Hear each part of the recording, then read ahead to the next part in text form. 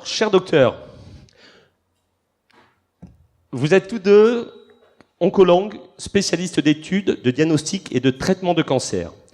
Vous vous battez depuis 40 ans pour améliorer la prise en charge des malades atteints de cancer et informer la population sur l'état actuel de la science, en vous basant sur des faits avérés, sur les registres nationaux des cancers et sur les publications internationales. Vous avez aussi ensemble coécrit Hystérie vaccinale, sous-titré Vaccin Gardasil et cancer, un paradoxe. Alors, pour venir tout de suite, qu'est-ce que ce vaccin Gardasil? Quel est ce cancer dont il doit prévenir? Et en quoi, docteur, est-ce un paradoxe? Bon, le vaccin Gardasil est un vaccin qui est dirigé contre une maladie infectieuse, qui est l'infection à papillomavirus, qui est plus précisément dirigé jusqu'à présent pour le Gardasil 4 contre 4 souches de papillomavirus. Et le nouveau qui vient de sortir, le tout nouveau produit dont on vous rebat les oreilles sur toutes les presses, Figaro, Monde et tout ça, c'est le Gardasil 9 qui combat 9 souches de papillomavirus. Alors ils oublient en général de vous dire qu'il y a 150 souches de papillomavirus qui touchent l'homme et la femme, les deux. Et que ces infections-là n'ont aucune gravité. On en a fait un ogre épouvantable pour vendre le vaccin. Le vaccin est supposé, en tuant l'infection, empêcher le cancer d'apparaître. Avec une hypothèse qui est, sans l'infection, le cancer ne peut pas apparaître. Et malheureusement, maintenant on est à 10 ans d'autorisation du Gardasil, et vous verrez, d'après les chiffres et les courbes officielles, que l'infection disparaît effectivement dans 90% des cas, dans les 4 pays qui ont vacciné comme des malades, c'est-à-dire l'Australie, l'Angleterre, la Suède et la Norvège. Les infections à papillomavirus contenues dans le vaccin, c'est-à-dire les 4 souches ou les 9 souches selon le vaccin utilisé, ont été diminuées d'environ 90%. Et c'est là-dessus que vous avez toutes sortes de simulations où partout on vous crie victoire, l'Australie avait éradiqué le cancer de l'utérus. Alors que la réalité, c'est que l'Australie, les cancers de l'utérus augmentent de manière importante. Mais ils vont les éradiquer puisqu'ils ont tué l'infection. C'est ce qu'on appelle prendre l'ombre pour la proie. Et c'est ce mensonge fondateur qui a quand même été honoré d'un prix Nobel que je voudrais dénoncer aujourd'hui. Donc le paradoxe, il est là. Le paradoxe, on a un vaccin qui doit faire disparaître le cancer et qui augmente le risque. C'est un problème. Le paradoxe, c'est qu'on a dit que ce cancer ne pouvait être dû qu'à l'infection à papillomavirus, et encore pas tous les papillomavirus, mais seulement 20 souches, et surtout les 4 souches qu'il y a dans le vaccin. C'est ce qu'il racontait. Eh bien, on a tué ces souches et le cancer augmente. Et aucun des scientifiques qui avaient inventé ça ne s'est posé la question. La science, normalement, consiste à comparer les hypothèses que tout scientifique fait aux faits avérés. Et quand le fait confirme l'hypothèse, on dit on avait raison. Mais quand le fait démente l'hypothèse, on dit il faut trouver. Et un des savants que j'aimais bien, qui était Niels Bohr, qui est un savant atomisme danois de l'époque d'Einstein, lorsqu'il était confronté à la théorie d'Einstein, qu'il a démontée en partie, a dit un paradoxe, puisqu'il était tombé sur une découverte qui démentait le principe. Donc il y a un paradoxe, quelle magnifique chose, on va pouvoir découvrir quelque chose. Puisque la science a toujours vécu comme ça, on trouve un fait qui dément ce qu'on croit. Et donc on cherche. Et là, moi je ne suis pas un chercheur, je suis un couillon de chirurgien, un descendant d'un barbier. Moi je ne crois que ce que je touche. Et c'est pas à moi de trouver les causes. En tout cas, je trouve un fait qui est aberrant, et je m'étonne que tous ces chercheurs qui cherchent et qui trouvent rien sauf des sous, ne s'intéressent pas au problème. C'est quand même un paradoxe majeur, puisqu'on a dit le cancer est dû au papillomavirus, on tue le papillomavirus et il y a encore plus de cancer. Donc ça prouve bien qu'il y a d'autres choses. Bon, c'était un petit peu l'hypothèse, donc j'ai répondu, j'espère, à la question, le paradoxe. Donc le paradoxe, il y en a moins deux, c'est ce qui doit diminuer augmente, problème. Et deuxièmement, l'hypothèse de base, on tue le virus, on se débarrasse du cancer, elle est fausse. Et donc il faut creuser, et là, chercheurs, à vos boulots. Bon, ça marche toujours pas, on va faire à la main à l'ancienne. Donc l'histoire officielle du Gardasil, c'est un très beau conte. Alors ça, vous la trouvez partout, dans toutes les revues féminines, dans toutes les revues santé, dans le Figaro, dans le Monde, sur les radios, vous trouvez le cancer de l'utérus. D'abord, c'est une cause majeure des décès. Vous allez tous crever par ça. Si vous ne crevez pas, vous allez voir, vos filles vont crever. Si c'est pas ça, votre garçon va crever d'un cancer anal. Et ça, c'est la première hypothèse. Fausse. Le premier mensonge. Le deuxième, c'est dû qu'à quelques souches de HPV. On n'en sait rien. Mais von Hauser a été récompensé d'un prix Nobel. Vous verrez dans le livre qu'en fait, ce prix Nobel est extrêmement suspect parce que la Fondation Nobel avait touché quelques centaines de milliers d'euros quelques temps auparavant pour du labo qui fabriquait le vaccin. D'autre part, dans la Fondation Nobel, dans le comité qui a donné le prix Nobel à von Hauser, il y avait un membre du Karolinska Institute qui était en même temps board advisory, c'est-à-dire conseiller commercial du labo. Ça a quand même suscité quelques soucis en Scandinavie, où il y a eu une enquête préliminaire de menée, mais comme on ne touche pas aux grandes gloires de la Suède, ils n'en ont pas beaucoup, et ils ont en particulier le prix Nobel, ça a disparu dans les marécages. Bon, alors c'est vrai que Jan Fraser a été un des inventeurs du vaccin. C'est un vaccin qui est fait par génie génétique, qui reproduit, c'est pas du virus inactivé, hein, c'est une partie de l'enveloppe des virus. Alors le quatrième mensonge, c'est que les essais ont prouvé que les vaccins sont efficaces et bien tolérés. Vous verrez qu'ils sont effectivement efficaces sur l'infection, mais totalement inefficaces sur le cancer. Et bien tolérés, on ne va pas s'apesantir aujourd'hui. Vous avez qu'à ouvrir Internet et vous verrez les manifestations des victimes du Gardasil qui se comptent par centaines et au moins une centaine de morts au niveau mondial. Mais ça c'est démenti, donc je n'ai pas envie d'insister là-dessus. C'est un sujet de polémique et je veux qu'on reste sur des faits avérés, sur du dur. Hein. Donc, alors la cinquième hypothèse, c'était la vaccination, puisqu'elle tue le papillomavirus, va faire disparaître tous ces maux. Et faites-vous vacciner et remerciez Dieu, GSK et vos dirigeants. Parce que les dirigeants pensent à vous, n'est-ce pas? Ils veulent faire votre bonheur malgré vous. Alors, le premier mensonge, on raconte partout, et alors vous verrez sur la Ligue du cancer, sur l'Institut national du cancer, au ministère, c'est une cause majeure de décès qui menace toutes les femmes. Faut pas déconner, c'est 1,7% des cancers en France. Donc, je connais des cancers qui tuent beaucoup plus, hein, dont on pourrait s'occuper, mais ça gêne. Pour mémoire, rappelez-vous que l'amiante, qui a été un scandale qui a été dénoncé 20 ans avant qu'on interdise l'amiante, hein, va environ faire 100 000 morts en France. Toutes les dernières prévisions, c'est 100 000 morts. Et qu'on aurait pu éviter en interdisant l'amiante avant. Donc la mortalité par cancer, pour le cancer de l'utérus, c'est 0,6% de la mortalité par cancer. Donc quand on vous dit que c'est une cause majeure et un intérêt national de le mettre, que ce qu'avait dit Hollande, hein, que ça devait être un objectif prioritaire de santé publique, c'est vraiment de l'escroquerie totale. Bon, ce qu'il faut savoir, c'est depuis la pratique des frottis, il n'y a que 1000, et c'est trop, mais il n'y a que 1000 femmes qui en meurent chaque année, contre 5000 auparavant. Donc les frottis ont permis de diminuer la mortalité en France de 80%. Ça, et les frottis, seulement cette année, la ministre dit qu'il faudrait les faire. Ça fait 10 ans que les gens qui se battent contre le garde-asile disent « on ne veut pas de garde-asile, on veut des frottis ». Mais ça, on ne le faisait pas. Puis il faut quand même aborder ce problème qui me scandalise et dont on n'entend jamais parler, c'est que sur ces 1000 femmes qui meurent, 700 n'ont jamais fait de frottis. Alors c'est leur droit le plus strict, mais qu'on ne vienne pas nous emmerder après en faisant vacciner tous les autres. Hein.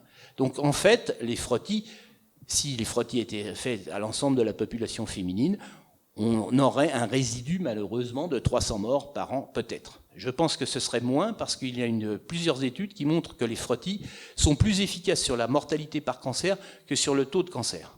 Autrement dit, quand on fait les frottis, on diminue, disons, de 80% l'incidence du cancer, mais de 90% le risque de mourir de cancer. Parce que ceux qui échappent, on les a quand même plus tôt. Donc c'est des cancers davantage curables. Et le problème, c'est parmi les frottis, tout le monde dit bien, celles qui ne font pas les frottis, ce sont les classes défavorisées, ce qui est vrai. Mais c'est aussi les classes défavorisées pour des raisons parfois religieuses, parce que certaines femmes refusent pour des raisons religieuses d'aller voir des gynécos. Ça, c'est un vrai problème qui est systématiquement caché, mais qu'il faudrait qu'on aborde si on voulait un peu s'occuper vraiment des femmes. Pardon ? Oui, enfin, moi, je suis désolé, je ne fais pas de différence entre les sexes. Pour moi, non, mais vous avez raison. Si, elle me pose la question. La question, c'est qu'elles ne veulent pas voir le gynéco tout court. Il y en a quand même beaucoup qui... Non, elles ne veulent pas montrer leur cul, soyons simples. Non, tout court. Il y en a qui ne veulent pas voir le gynéco tout court. Et en particulier, alors on peut mettre en parenthèse celles qui ont subi des sévices sexuels, etc. Donc, c'est important parce que ça fait partie des causes. Donc, c'est pas que gynéco hommes et femmes. C'est une cause parmi d'autres, mais il y a plein de... Bah là, je suis peut-être obligée. Là, il y a quelque chose qu'il faut qu'ils sortent. Non, mais je ne dis pas qu'elles ont raison. Je dis dans les analyses des raisons pour lesquelles on fuit le gynécologue, il y a en particulier les femmes qui ont eu soit un viol, soit simplement des attouchements, enfin simplement, entre guillemets, mais enfin des traumatismes d'ordre sexuel, ou théorique, ou pratique, ou dans la famille. Parce que ça se comprend, mais c'est dommage pour elle. Je veux dire, ça n'empêche que c'est malheureusement très dommage pour elle. Et puis aussi parce que c'est pas toujours fait dans les conditions. Enfin, ça, c'est possible. On met plein de garanties et tout, on explique. Bon, eh oui, il faut bien comprendre. Oui, mais c'est quand même une partie qui représente environ 50% de la mortalité résiduelle. Tu comprends? Oui, enfin, bon. Alors, le second mensonge, donc le premier mensonge, ce n'est pas un problème de santé publique, c'est un problème de portefeuille de Sanofi, mais pas de santé publique.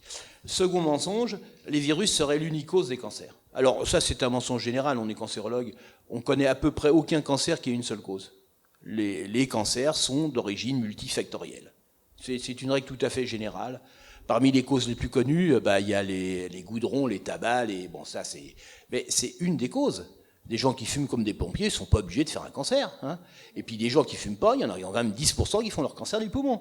Donc l'origine du cancer est toujours multifactorielle. Alors quand vous voyez là, je vous ai sorti un diagramme, je m'excuse que ce soit en anglais, puisque c'est directement la copie d'écran, les cancers causés par les virus HPV au risque. Et là, vient de l'Immunisation Advisory Center, c'est-à-dire un centre officiel australien. N'oubliez pas que Ian Fraser est australien et que l'Australie touche du fric à chaque fois qu'on achète un garde-asile. Hein.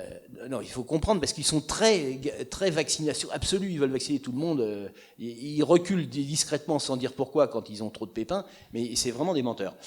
Au niveau international, par contre, leurs registres ne sont pas tenus par des médecins, et ça, ils sont honnêtes, malheureusement pour eux. Bon, ça va peut-être pas durer. Alors donc, d'après ce diagramme de l'immunisation advisory center australien, vous avez 99% des cancers de l'utérus, du col de l'utérus, cervix et col de l'utérus, sont dus au virus. Ce qui veut dire qu'effectivement, si on fait disparaître le virus, on fera disparaître 99% des cancers. Et de la même manière, là, le petit truc en rouge, une révolution à la prévention du cancer grâce au vaccin, c'est directement Gavi. Hein. C'est l'association de Bill Gates mondiale pour imposer les vaccins à l'ensemble du monde. Alors, la deuxième mensonge, c'est quand on vaccine contre une cause de cancer, contre une infection qui est mise en cause dans le cancer, on fait disparaître le cancer. Alors, le plus bel exemple de ça, c'est, là on a 25 ans de recul, c'est l'hépatite B. On nous a vendu l'hépatite B, souvenez-vous, très fort en France, puisqu'on a fait même la rupture du stock de vaccins en France, en disant on va vous éviter les hépatites, ce qui est vrai, ça a effectivement diminué le risque d'hépatite B, qui ne s'attrape, je vous rappelle, que par le sang ou par le sexe, hein, c'est pas par ailleurs, et le baiser n'a jamais permis de transmettre une hépatite B, contrairement à ce qu'ils ont raconté, c'est pas vrai. Donc on nous a dit ça vous évitera l'hépatite, et ça vous évitera la cirrhose, et ça vous évitera le cancer, et ça va être magnifique. Et là vous avez les courbes des pays, j'ai pas mis la France, mais c'est pareil, hein. Les courbes officielles des pays depuis les vaccinations. Et vous voyez qu'ils augmentent tous. En gros, le nombre de cancers du foie depuis la vaccination par l'hépatite B a été multiplié par 3 dans tous les pays qui ont vacciné. Excusez-moi, j'entends dire par les pro-vax, entre guillemets, qu'apparemment il y aurait 18% des cas d'hépatite B qui seraient d'origine inconnue, d'où le fait qu'on justifie de vacciner les bébés à 2 ans. Voilà. Alors qu'il y ait des hépatites d'origine inconnue, des hépatites en général, oui. Les hépatites B, elles ne sont pas d'origine inconnue, elles sont dues au virus de l'hépatite B. Non, ils sont formels sur le fait que ce soit l'hépatite B, mais je ne sais pas d'où ils tiennent leur... Non, les hépatites B, elles s'attrapent, en gros, effectivement, elles peuvent s'attraper à la naissance dans des populations défavorisées. Parce que, alors, en général, dans tous ces sujets des vaccins, ils vous parlent du monde, en disant c'est une catastrophe, l'hépatite ou le cancer du foie tue des millions de personnes dans le monde. Oui, sauf que si on regarde, c'est pas du tout en France que ça se passe. Ça se passe dans les pays d'Afrique et d'Asie, pauvres, et ces gens qui ne peuvent pas acheter les vaccins. Donc on utilise le spectre des maladies infectieuses des pays défavorisés pour faire vendre des vaccins très chers uniquement aux pays qui n'en ont pas besoin, dont la France. Donc c'est le schéma général. Alors donc l'hépatite B, c'est du baratin. Je suis désolé, il est tout à fait illogique de vacciner... Alors par exemple, les hépatites, il y en a 3 qui sont officielles, hein, le A, le B, le C. Le A disparu. On ne parle pas de vaccin. Non, il a disparu grâce à l'eau. remercier les gens qui font de l'eau propre. C'est grâce à, puisque l'hépatite A ne s'attrape que par les aliments souillés, que par la bouche. C'est une transmission féco-orale, des selles d'un malade qui a des germes et qui les distribue dans ses selles aux gens qui suivent et qui lavent mal leurs légumes qui ont été arrosés avec de l'eau sale, etc. Donc depuis, c'est comme la polio. La polio, c'est pas le vaccin qui l'a fait disparaître, c'est l'eau propre. Donc l'eau potable, oui, mais plus spécifiquement, dans l'hygiène, c'est l'eau potable. L'eau potable fait disparaître l'hépatite B, fait disparaître la dysenterie, fait disparaître le choléra. On n'a pas besoin d'antibiotiques, non, de l'eau propre. Et comment ils justifient l'hépatite A obligatoire pour les bébés aux États-Unis? Non, ils ne justifient pas. D'abord, ce n'est pas obligatoire. Non, je m'excuse, ce n'est pas obligatoire. Non. Aux États-Unis, rien n'est obligatoire. Non. Ah, mais vous pouvez toujours refuser pour raison religieuse. Oui, très peu d'États. Non, c'est beaucoup plus facile.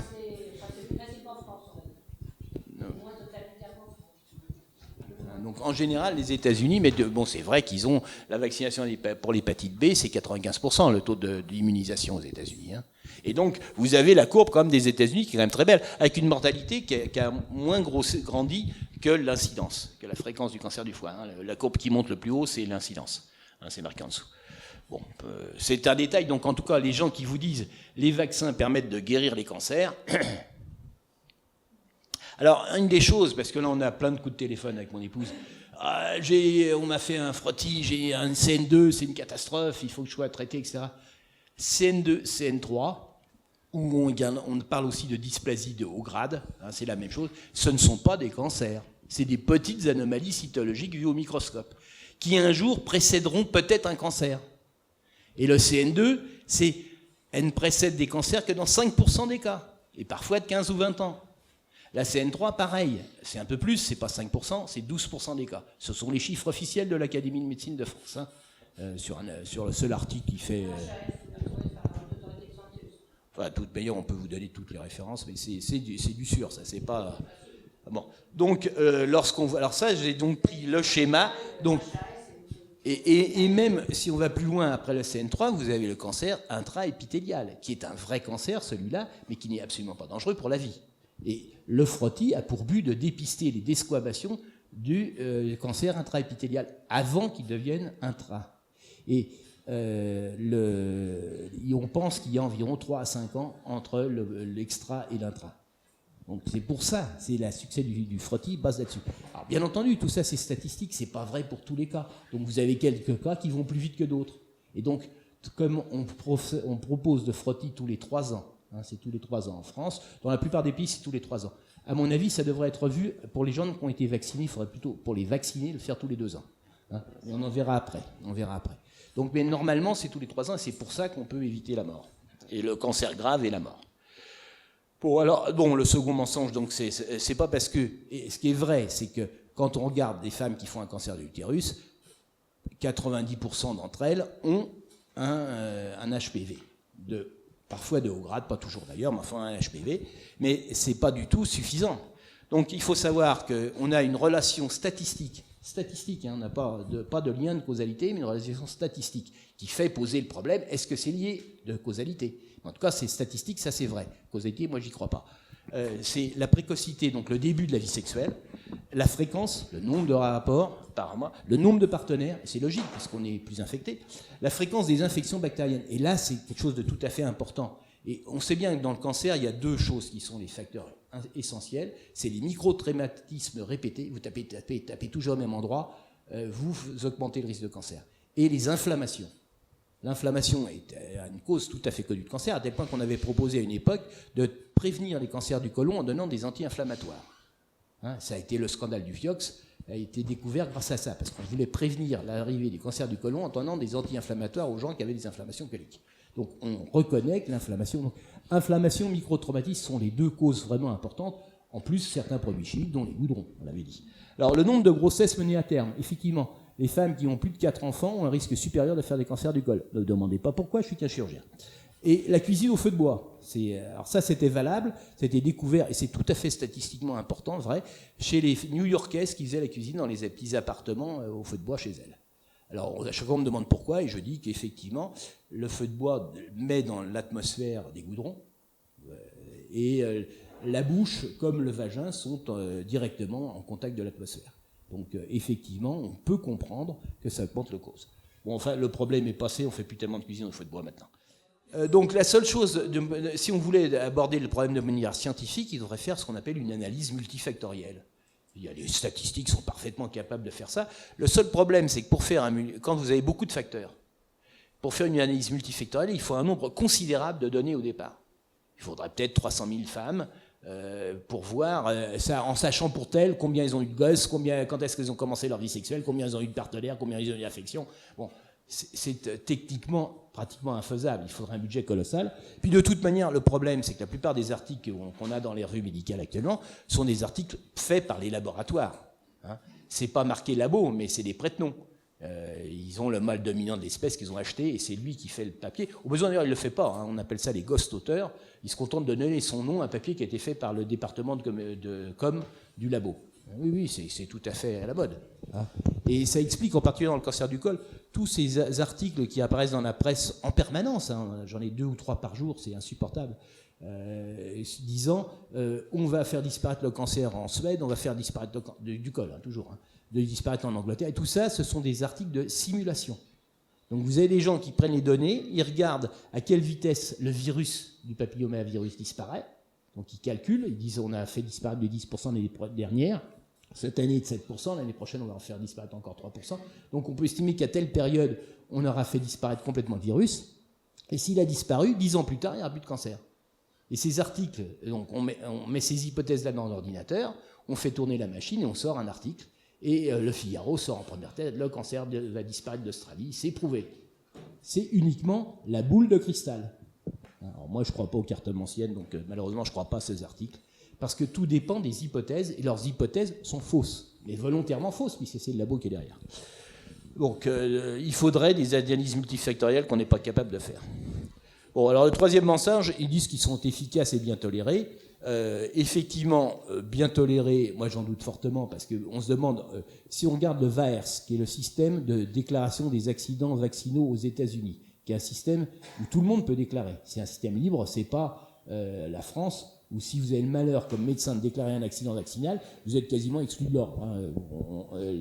La matraque tombe très vite. Donc on ne déclare jamais les accidents vaccinaux en France, parce qu'on dit tout de suite, c'est vous qui avez fait le vaccin, c'est vous le responsable. Vous avez laissé la dose du médicament à l'extérieur, au lieu qu'il aurait dû être au frigidaire, ou vous l'avez utilisé après la date de péremption. Enfin, le médecin qui a le malheur de déclarer, il y a son assurance qui tombe sur le poil et lui donne une surrix. 2, l'ARS va faire une enquête chez lui pour voir comment il a fait son vaccin, et on va dire que c'est en définitive que c'est lui le coupable. Donc les médecins qui voient un accident vaccinal ne déclarent surtout pas. C'est valable. Dans le meilleur des cas, parce qu'en général on dit aux gens non, il est mort 2 heures après, mais ça n'a vraiment aucun rapport. C'est pas de chance. C'est comme s'il avait traversé quand l'autobus passait. On n'a pas vu l'autobus. Bon. Ouais, c'est malheureusement comme ça. Donc je ne parle pas là aujourd'hui de l'efficacité parce que c'est un problème de polémique. Et je pense que suffisamment de gens s'en occupent actuellement. Il y a souvent de livres. Des incidents, oui, des accidents. Les incidents, en tout cas, il y a des procès même en France. Hein. Il y a une célèbre maintenant pauvre jeune femme qui s'appelle Marie-Océane Bourguignon, dont le papa se bat beaucoup. Marie-Océane, oui. Il y a des procès en France. Il y a au moins 800 jeunes filles en France qui semblent avoir des accidents graves. Je crois qu'ils sont indéniables. Ils sont démentis par la ministre. Mais enfin, la ministre dit ça c'est rouge ou là c'est blanc. C'est pas un critère. Mais il y a une réalité importante des effets secondaires de ce médecin. Alors quand ils les reconnaissent, ils disent « Ah ben oui, mais c'est pas grave, parce que par rapport à l'intérêt pour l'ensemble de la population, il n'y en a pas beaucoup », ce qui est quand même faux, parce que c'est pas un traitement, c'est une prévention. Donc dire on s'en fiche de rendre malade les gens, c'était bien important. Autant, nous comme cancérologues, c'est vrai qu'on donnait des drogues des fois dangereuses, c'est vrai, mais au moins pour traiter quelque chose. On ne prend pas la personne qui va bien, qui est dans la rue, et je te retrouve, et tu te retrouves paraplégique, ça va. Non, ça c'est insupportable et c'est indéniable. Donc nous, on ne s'est pas concentré là-dessus parce qu'effectivement, il y a pas mal de personnes dont le cycle, dont j'ai garde asile, le site, Danger Garde Asile sur Facebook, enfin, vous tapez Jean-Jacques Bourignon, Marie-Océane, et vous allez trouver plein d'infos sur tout ce qui se passe ici et puis ce qui se passe à l'extérieur. Alors, pour parler de l'efficacité directement anti-infectieux, puisque le vaccin est efficace contre l'infection, il faut reconnaître que c'est une efficacité relativement modérée, parce que dans la notice du labo, ils disent 42%. 42% sur les souches contenues dans le vaccin. C'est pas toutes souches confondues. Si vous regardez l'efficacité du vaccin sur l'ensemble des souches de HPV qu'on reconnaît, ce n'est que 27%. Donc c'est encore plus bas que ce qu'ils racontent. Et ça, c'est directement la notice du labo, ils le disent. Alors, donc, de toute manière, aucune efficacité n'a jamais été démontrée dans le cancer. Ça, c'est le truc de base. Donc on a la curiosité de l'Agence européenne du médicament, puisque c'est elle qui l'a accepté pour la France, puisque maintenant on n'a plus d'agence française. L'agence française doit entériner des décisions européennes sur l'autorisation de la mise sur le marché des médicaments. Eh bien, l'agence européenne a donc accepté, avec l'indication prévention des cancers du col de l'utérus, un produit qui n'a pas démontré qu'il pouvait prévenir un seul cancer du col. C'est quand même un problème. Je confirme que la Haute Autorité de Santé l'écrit textuellement dans son premier sur le Garde Asile 4. Si vous tapez HAS, Garde Asile, il met que ça prévient les infections, etc. Mais qu'il n'y a aucune preuve jamais démontrée que ça prévient le cancer du col. C'est écrit en toutes lettres. Et d'ailleurs, ils disent bien, on aimerait avoir les résultats, on attend. En 2007, ils ont donc fait ce papier, et ils ont effectivement dit, il nous faut, avec le Garde Asile 9. C'est écrit en toutes lettres. Moi, j'ai du mal à imaginer que le ministre. Avoir des pubs faites par le ministère de la Santé toute la journée en disant ça prévient le cancer du col, alors que leurs propres documents, c'est pas les nôtres, écrivent le contraire. Faut leur sortir. Alors de la même manière, la notice. Le médecin qui vous dit ça prévient, vous êtes une mère assassine, vous voulez pas. Ah oui, c'est vrai que tu as entendu ça. Ah bah ça, on entend toujours tous les pauvres gens, je sais pas, sûrement parmi vous aussi, entendre des horreurs. Oui, vous voulez la mort de votre fille, etc.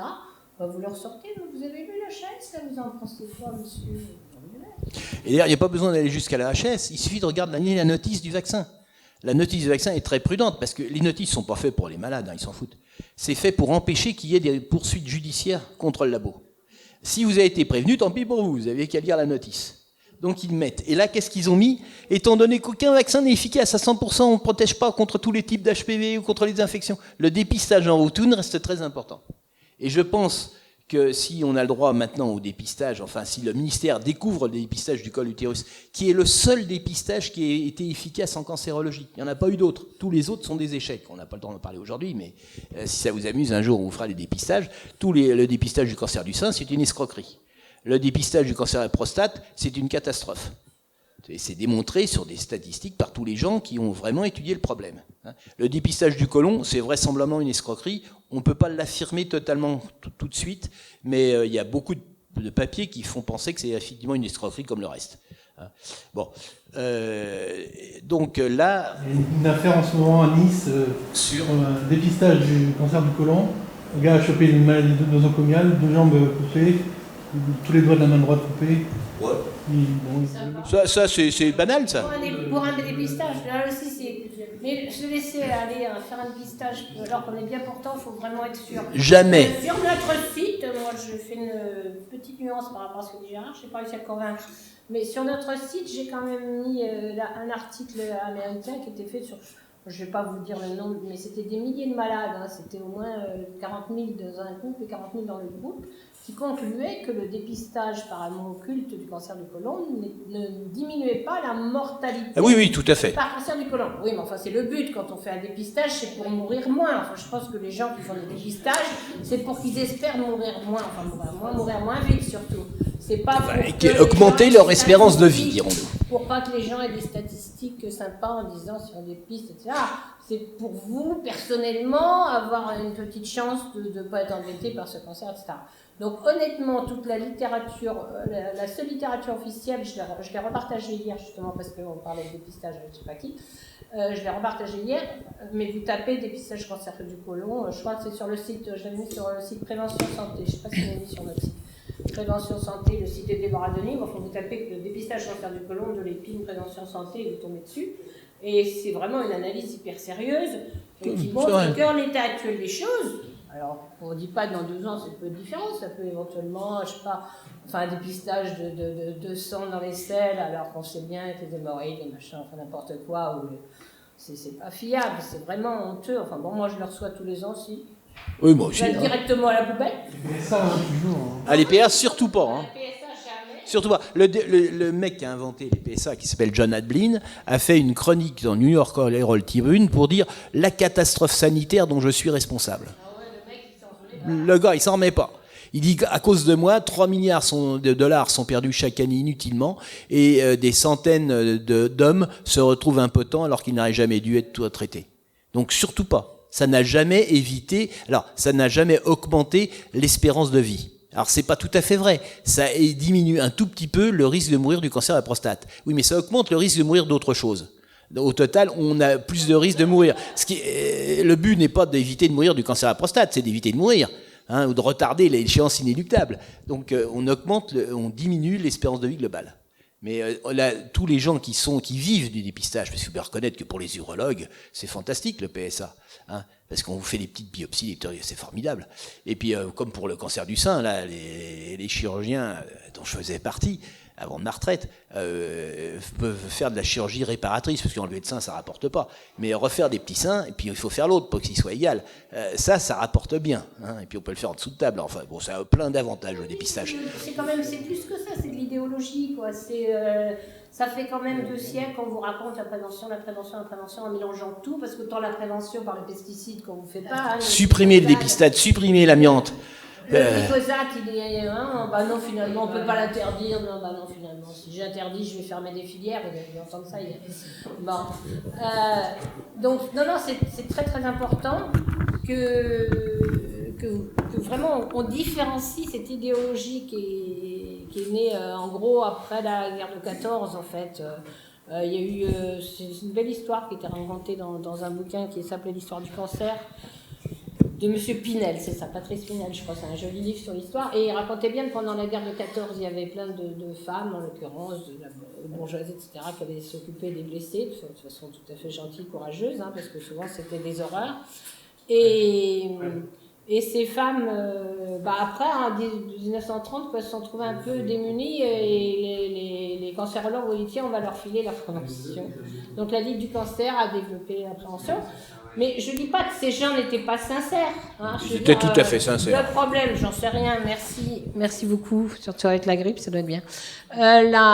Ils étaient sincères ou pas, c'est pas le problème, c'est vous les victimes, c'est nous les victimes. On a dit dépister tôt le cancer du sein. Alors c'est vrai, dépister le cancer du sein en 1930, une petite boule, c'était intéressant parce que sinon ils avaient des énormes... qu'on savait plus traiter. Des énormes cancers du sein purulents, dégoûtants, etc. Mais entre confondre ça, il y a un niveau auquel il ne faut pas descendre. Bon, vous avez une boule, vous n'allez pas attendre qu'elle grossisse, qu'elle s'ulcère, etc. On est d'accord, vous allez chez le médecin parce que vous avez un symptôme, c'est le moment d'aller voir le médecin. Ce qu'on appelle le diagnostic précoce. Voilà, et ils ont confondu dans la façon dont on présente les choses, ne serait-ce que pour vendre effectivement les dépistages de PSA, etc. Ils ont confondu dépistage précoce. Vous avez un symptôme, n'attendez pas 10 ans pour aller voir le médecin et vous en occuper. Par contre, faire des mammographies à outrance, là, tous les 2 ans, encore quand c'est tous les 2 ans, qui sont dangereuses, c'est des traumatismes, on a parlé déjà de micro-traumatismes, et surtout on dépiste des micro-trucs. Il faut quand même parler sous, parce que moi je suis pas un représentant de la sécurité sociale. Enfin, pensez quand même que le dépistage du cancer du sein, donc, qui nuit aux femmes, globalement ça nuit aux femmes, et il y a même maintenant un papier qui est paru dans le journal suisse de médecine préventive qui dit qu'il faut absolument revoir les campagnes de dépistage, arrêter celles qui sont en cours, etc. Donc ça commence à se dire même dans certains organismes qui sont du dépistage, en Suisse uniquement, j'ai pas trouvé ailleurs. Mais leur argumentation reprend toute la littérature qu'on a fait dans nos articles. C'est quand même 1,5 milliard par an, le dépistage du cancer du sein. La prostate, qui est un dépistage sauvage, c'est pas un dépistage organisé, c'est environ 600 millions. Et après, on n'a pas de sous pour... Mais l'argent magique qui va à certains endroits bien précis. Il faut préciser dépistage systématique, hein, d'accord? Ah oui, pas le dépistage. Parce non, le dépistage prostate, il n'est pas systématique. Non, mais dépistage systématique, si. C'est le vrai dépistage, les gens qui n'ont aucun signe et à qui on fait des examens inutiles. Il est un peu systématique, le PSA. C'est le mari sympathique qui accompagne sa femme à qui on prescrit une mammo et qui dit quand même, on devrait lui faire un PSA. Moi, j'en ai vu plein des gens comme ça. Hein, parce que. Oui, puis quand même, on s'occupe de moi, faut qu'on s'occupe de lui. Enfin, on a réussi à foutre dans la tête des gens que le dépistage systématique, organisé ou pas, mais systématique, c'est-à-dire en dehors de tout signe clinique, était une bonne chose. Celle-là, elle est mauvaise. Après, si vous avez un signe clinique quelconque et qu'on vous dépiste, on ne dépiste pas. On fait essayer de faire un diagnostic précoce. Voilà. Il faut complètement séparer dépistage. La différence. Le diagnostic précoce, c'est le dépistage systématique chez quelqu'un qui va bien. Et la prévention, ce n'est pas le dépistage. La vraie prévention, c'est la suppression des causes de cancer, pour la prévention du cancer. Donc supprimer l'alcool, supprimer le tabac, etc., les pesticides, l'amiante et toutes ces saloperies. Faire enlever les pesticides, même dans les couches. Alors donc, d'emblée, là je vous ai donné les arguments qui disaient d'emblée, en 2006, le vaccin a été autorisé au marché américain en 2006, et... Je sais pas. Vous nous donnez jusqu'à quelle heure? Parce qu'on est bavard comme ça. On va retrouver à 6h du soir. On a jusqu'à quel temps? C'est important quand même. Oui, donc il faut que j'avance. Bon, donc là, vous avez les arguments d'emblée. Certains scientifiques ont dit attention, on a tout bien des craintes sur le garde d'asile quand il est sorti. On pense que ça n'améliorera pas l'incidence de cancer, ça diminuera pas le risque. Parce que il peut y avoir, d'abord, c'est efficace que dans 40% des cas d'infection au papillomavirus du vaccin, pas des autres. Que si c'était plus efficace, ça crée une niche écologique. Comme la nature a horreur du vide, il y a plein de copains papillomavirus qui vont prendre la place, et peut-être que ceux-là, étant tout seuls, vont se révéler beaucoup plus méchants que les vieux anciens. D'autre part, la vaccination a forcément une durée limitée dans le temps. Il y a très peu de vaccinations qui sont efficaces toute la vie. Et là, on ne propose pas de revaccination, c'est curieux. Or, on sait qu'entre le papillomavirus, l'infection, qui est pratiquement constante pour toute femme qui a une vie sexuelle, et l'apparition des cancers, c'est 15-20 ans. Donc il faudrait que cette efficacité vaccinale dure au moins 20 ans. Et surtout, les femmes se croyant protégées vont arrêter le frottis, et ça, c'est vraiment mauvaise. Alors en plus, les conditions dans lesquelles les vaccins ont été acceptés sont tout à fait scandaleuses. Alors, il n'y a donc aucune preuve, on admet, avec une indication contre le cancer, sans aucune preuve que ça marche. D'autre part, en France, par exemple, il y avait il y a toujours eu une très grande étroite relation entre le plus haut échelon du pouvoir et Sanofi. Alors à l'époque, là, c'était Sarkozy et Jean-François Dehecq, puis après, ça a été notre président Hollande qui a déclaré la vaccination comme objectif prioritaire de santé publique. Et là, avec Macron, une des toutes premières visites a été pour Sanofi. Et je vous rappelle que M. Macron s'est exclaffé en sortant, c'est scandaleux, la France est en retard, on n'a que 30, il nous a mis moins de 40% de vaccination. La réalité, c'est qu'on est à 17, il ne connaît même pas les chiffres. Et c'est une catastrophe nationale, alors que vous verrez, grâce à cette faible taux de vaccination, la France est en tête dans le risque de cancer du col. On verra ça à la fin. Donc, on a été extrêmement... Le Canard aussi a montré que la personne qui était en charge du dossier garde d'asile au ministère était la belle-mère du directeur général pour l'Europe du vaccin. C'est quand même un peu gros. Et quand on a interrogé le ministère, il dit « Oui, mais elle n'avait pas un rôle très important. Elle l'a pas déclaré, mais c'est un oubli. » Bon, c'est une sorte de famille. Bon, alors, donc, le prix du vaccin est quand même... pourquoi est-ce qu'on peut s'acheter autant de corrompus? Parce qu'il est vraiment très cher. C'est 20 fois celui d'un vaccin antitétanique. 400 €. D'autre part, une publicité par le ministère qui est mensongère. Je veux bien qu'il fasse une pub, mais qu'elle soit honnête. Or, elle est totalement mensongère. Et la ministre veut le rembourser à 100% pour que les gens ne se rendent pas compte qu'on paye 400 €. C'est nos impôts qui paieront. On se demande à combien on va arriver bientôt d'impôts. Le plan Hollande s'est glorifié du plan d'anti-cancer. Alors, il faut bien comprendre que le fait de déclarer comme objectif prioritaire de santé publique fait qu'on corrompt les médecins. Votre gynécologue, votre pédiatre, il est payé s'il fait vacciner. S'il fait vacciner plus d'un certain pourcentage de ces malades, il peut toucher jusqu'à 10 000 € à la fin de l'année. Donc ça, c'est quelque chose d'absolument effrayant. C'est ce que j'appelle la corruption de l'État. Prime à la performance, en plus, il y a un mot Alors, regardez bien les noms là en bas. C'est orwellien la façon dont on donne la prime à l'activité aux médecins, c'est-à-dire qu'effectivement, c'est prime à la performance, ce qui est quand même gravissime. Alors, vous étonnez pas que votre pédiatre vous conseille les vaccins. Plus de 33% de son chiffre d'affaires est lié aux vaccins. Et, alors, en plus, pour ils touchent les la prime. excuser, ils subissent une pression quotidienne. Enfonce-toi ça bien dans la tête. Et puis, de toute façon, si tu te l'enfonces pas bien dans la tête, tu seras interdit au Conseil de l'ordre. Alors moi, je serais heureux que vous notiez les noms là des députés qui ont voulu rendre obligatoire pour les filles et les garçons le garde d'asile. Laure de Laraudière, Agnès Firmin, Le Baudot, oh, quelle salope, Pierre Morel, l'huissier, Vin dans le Doubs. Notez-les ceux-là. Il faut vraiment... Rassurez-vous, vous aurez la diapo, mais éliminez ceux-là. C'est vraiment où ils sont complètement corrompus, où ils sont complètement cons. Mais dans deux cas, ils ne méritent pas de nous représenter. Bon, alors la propagande, quand on parle de propagande, là je vous ai fait un petit florilège de propagande française. Alors vous voyez, le Figaro Santé, l'efficacité du vaccin est confirmée. L'Obs, cancer de l'utérus, le vaccin est efficace à 99%. Non mais ça c'est totalement mensonger. C'est mensonger, c'est directement la com du labo. La Montagne, on finit avec le cancer de col de l'utérus en Auvergne. Figaro Santé, un vaccin encore plus efficace. Et puis là, la course. La course, et vous voyez la France en dernier, 17% de vaccinés. Pourquoi pas nous? Alors bon, ça c'est le livre, on passe. Alors donc, nous, on veut se conforter seulement aux faits. Donc on ne donne que les faits avérés dans ce qui va suivre. Alors toutes les courbes que vous verrez sont celles, sauf deux exceptions sur l'Australie où j'ai dû tracer les courbes puisqu'ils ne donnaient pas de courbes, ils donnaient les chiffres seulement. Mais tous les autres sont les courbes officielles des registres du cancer. Alors donc l'Australie, alors tout pays, ça commence par la désinformation. Alors donc vous voyez partout la LCI en mars 18, grâce à une campagne de vaccination concernant les femmes et les hommes, on va éradiquer d'ici 20 ans. Ce que je vous dis, c'est des essais de simulation faits par des représentants du labo. Cancer du col, l'Australie sera en passe. Lui, au moins, il a mis un conditionnel. Bon. Et la réalité, elle est là. Là, c'est la courbe officielle de l'Australian Institute of Health and Welfare. Vous avez dans les sites toutes ces courbes, vous les avez, et puis vous les aurez, j'espère. Nous, on va les mettre sur le site, mais il y a un site d'ici, je pense.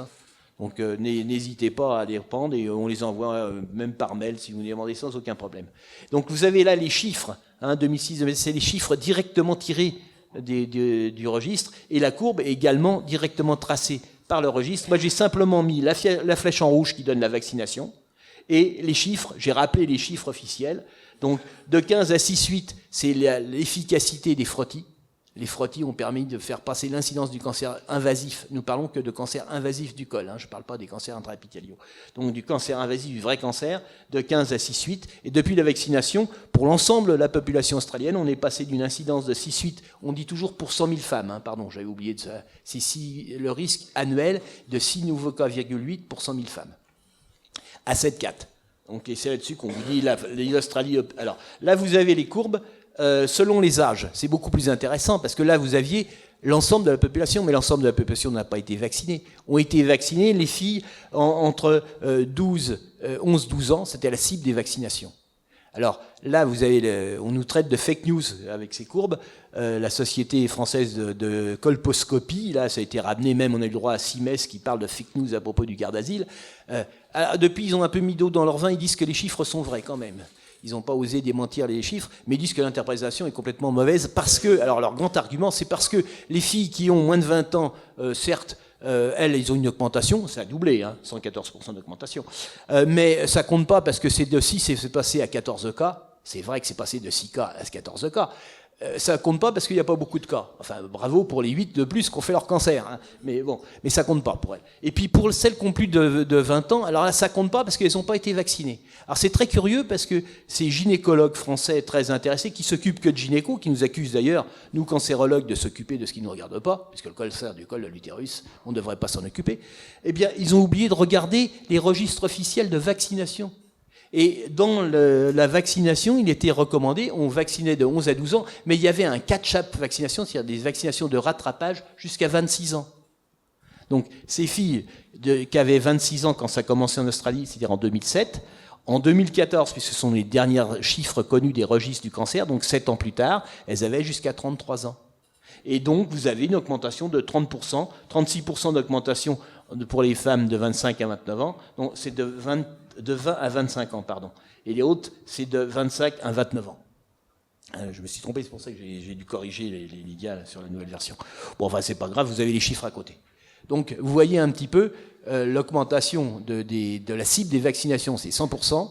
Et pour celle des catch-up, donc des rattrapages, donc ne faites jamais de vaccination de rattrapage autour de vous, c'est de la folie. C'est un tiers, parce qu'il y a à peu près un tiers qui a été vacciné, celles-là, ils ont aussi doublé. Bon, en Grande-Bretagne, c'est pareil. En Grande-Bretagne, vous avez là un très beau boule de cristal, le mythe des avocats de la vaccination, qui prévoit qu'en 2024, l'incidence sera 2,6. Et que, d'après eux, si on regarde, c'est curieux, parce qu'ils marquent 2014, ils mettent à 6, alors qu'en fait, ils sont déjà à 9,6. C'est curieux que leur prédiction, elle était déjà fausse. Et c'est publié en 2018. Alors là, dans The Times, vous avez foolish parents, les parents fous qui refusent la vaccination de leurs enfants. C'est pour ça que je dis que c'est des injures. Et puis les mensonges. Alors The Independent, qui ne doit pas être très indépendant de Sanofi, le significant drop in cervical cancer rate. Donc d'après eux, le vaccin aurait donné une chute significative du taux d'infection. Vous avez les chiffres là. Là, c'est le registre officiel. Donc vous avez la courbe. Vous avez en haut les chiffres de Cancer Research UK. Vous pouvez les avoir par Internet. On les envoie si vous les voulez. Vous pourrez les vérifier vous-même. Et la courbe est celle de Cancer Research UK. J'ai rajouté seulement ce qui est en rouge. Donc la flèche avec la date de la vaccination. Donc vous voyez que depuis la vaccination sur l'ensemble de la population anglaise, l'incidence a augmenté de 0,2%. Et en tout cas, ça n'a pas diminué, c'est passé de 9,4 à 9,6 sur l'ensemble de la population anglaise. Et là, ce qui est beaucoup plus intéressant, ça aussi c'est un graphique directement Cancer Research UK, donc que vous pouvez contrôler. Vous avez selon les âges. Et vous voyez que l'incidence dans l'âge cible de la vaccination, 38% d'augmentation depuis la vaccination. Pour les incidences des autres, c'est les vaccinations tardives. Les catch-up vaccinations aussi l'ont fait. Vous avez de 18% d'augmentation. Et ce qui est plus intéressant, c'est les vieilles. Celles qui n'étaient pas intéressantes pour le labo, on ne pouvait pas les vacciner depuis plus de 50 ans. Eh bien, leur incidence a diminué à toutes. Et ce qui explique que l'incidence globale dans la population anglaise n'est pas tellement augmentée, parce que la baisse chez les vieilles a compensé l'augmentation chez les jeunes. C'est quoi une vaccination de rattrapage ? C'est des gens qui ne sont pas dans le cible vous avez 18 ans, normalement vous ne devez pas être vacciné par le garde d'asile à 18 ans, puisque vous avez toute raison d'avoir déjà été au contact du papillomavirus. Et on va vacciner quand même en disant, c'est pas grave. Je vous rappelle que tout récemment, l'EMA, l'Agence européenne du médicament, a donné le feu vert pour le garde d'asile jusqu'à 45 ans. Donc ils vont vous rattraper tranquillos. Mais c'est quand même très très important parce que s'ils étaient honnêtes, nous là, il y a notre livre, mais je ne sais pas si sur Diaporama vous l'aurez, mais enfin sur notre site plusieurs fois vous l'avez, j'ai mis le livre américain des juristes en fait. C'est qui complète le nôtre, parce que nous il est médical, si vous voulez, et l'autre il est juriste. Et les juristes rappelaient bien que la première autorisation de mise sur le marché, elle a été faite uniquement pour les filles qui n'avaient pas eu supposées ne pas avoir eu de relation sexuelle. Donc, c'est pour ça, entre 11 et 14 ans, quoi, maximum. 11-12 ans au départ. Et on disait qu'une fois qu'elles avaient eu contact avec le papillomavirus, le labo, à l'époque, en 2006, 2005, disait, c'est pas forcément bien de vacciner quelqu'un qui a eu déjà contact avec ce papillomavirus. Bon, ça n'aurait pas fait un marché suffisant. Fallait quand même être raisonnable. Il faut augmenter le marché. Donc, on augmente le marché. Donc, ils ont fait du rattrapage. Puis, ma foi, il y a peut-être des vierges quand même dans les 14-20 ans, on ne sait pas. Et on peut toujours supposer.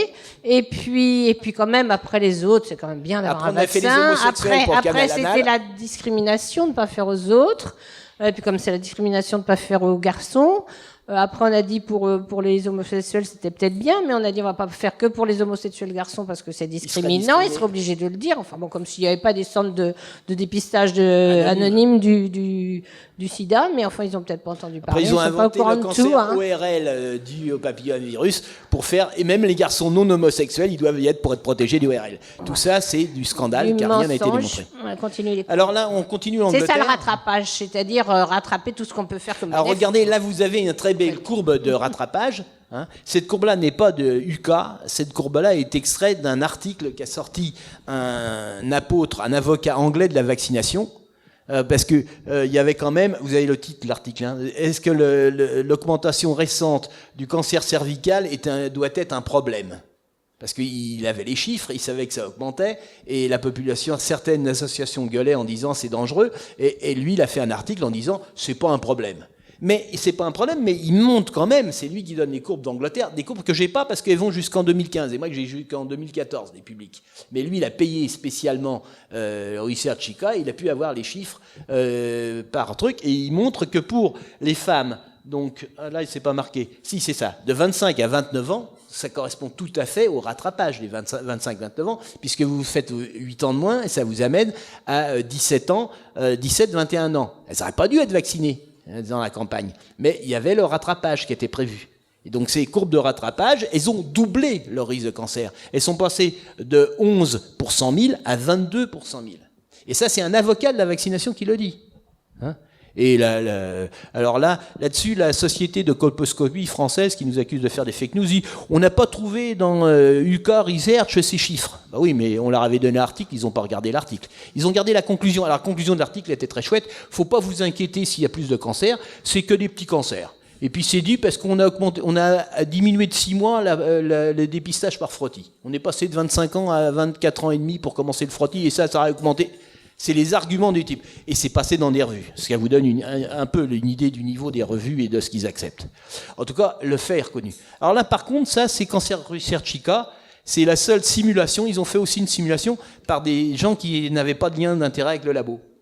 Et là, vous voyez, qu'est-ce qu'il dit depuis la vaccination. Et eux, ils estiment qu'en 2035, contrairement à ce qu'on rappelle de l'éradication dans toutes les simulations des laboratoires, vous avez un doublement du taux de cancer de l'utérus. Alors je ne sais pas sur quoi, en Angleterre, je ne sais pas sur quoi ils sont basés. Ça, vous l'avez directement si vous faites Researchica, hein, c'est pas nous. Alors parlons d'un autre pays, la Suède. Alors la Suède, ils ont vacciné comme des malades aussi, 1 an plus tard que l'Australie quand même. Ils ont commencé en 2008 avec un peu de retard. Là, la courbe vient directement de l'association officielle des cancers, hein, NordCan, qui vous donne tous les cancers des pays nordiques, Canada, enfin pas nordiques, pas Canada, excusez-moi. Donc Finlande, Suède, Norvège, Danemark, etc. Et là, vous avez, la Suède est intéressante puisque plus de 80% des cibles de vaccination ont été effectivement vaccinées. Et donc, dans la population globale, c'est passé de 7,33, donc 20% d'augmentation de risque de cancer. Surtout, c'est ça qui est grave. De 20 à 24 ans. 20-24 ans correspond, vous faites moins 8 ans, et vous arrivez à 12-16 ans. C'était la cible des vaccinations. Et là, le taux de cancer a doublé. Doublé. Il est passé de 1,86 pour 100 000 à 3,72 pour 100 000. Là, chez les 20-44 ans, donc c'est-à-dire celles qui étaient vaccinées d'emblée, plus les rattrapages, pareil, toujours le même système de rattrapage, 36% d'augmentation globalement. Et alors là, on peut aussi comparer les courbes selon l'âge. On peut avoir les graphiques année par année des cancers de l'utérus avec leur incidence. Alors j'ai fait les courbes, c'est strictement à la même échelle. Hein. Vous regardez, vous voyez, 22 pour 100 000, c'est vraiment au même niveau. Vous avez avant la vaccination, c'était l'année de 2007, ce sont les courbes officielles, puisque vous voyez le graphique NordCan, et à côté 2015. Bon, vous voyez un peu ce que ça donne, la vaccination. Vous voyez le nombre de cancers qui ont augmenté. Et par contre, comme en Angleterre, les vieilles, les pas vaccinées, elles ont un risque moindre. Grâce aux frottis qu'elles ont continué à faire. Bon, en Norvège, ça a également augmenté de 25%. En Norvège, vous voyez les jeunes, jusqu'à 45 ans, 49% d'augmentation globale. Et les femmes plus âgées, qui n'ont pas été vaccinées, ça a diminué.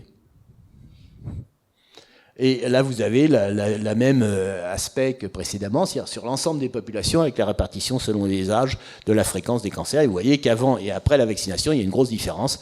Après la vaccination, il y a beaucoup plus de cancers.